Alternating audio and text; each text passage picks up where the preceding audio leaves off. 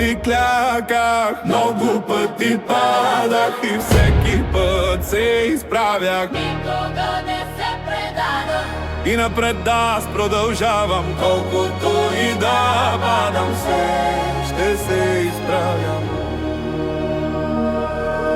Много пъти слушах обидите им, на много тях сега не мога да спра похвалите им. Силно бутах аз напред, но винаги ми се пречкаха навред. Но аз не се отказах и продължих. На много хора подражавах, но сега разбирам, че те мен за гърлото държаха. Но да спра няма, защото трябва да се обединим и заедно силни да стоим, да не се отказваме и гордо напред да вървим. За тези, където умряха за свободата, смятам, че го дължим.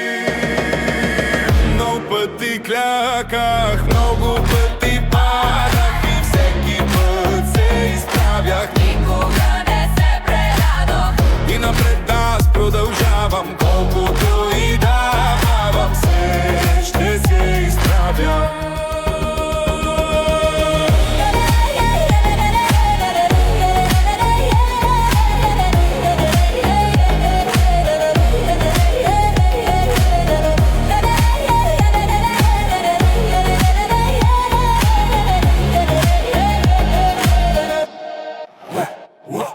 Онези от високото гледат надолу към нас пренебрежение. Все едно забравиха бащиното уважение. Но попитайте сърцата си, ще разберете, че нито политик, нито държава ще ни спаси. Спасението е едно и вие всички усещате го, погледнете към душите си. Борете се, трябваха си злоба, че не знае се кога ще се озовем в гроба. Затова вяра само в Бога, решението е едно и то изисква сърце смело и душата да е будна, в нас самите трябва да започне бунта.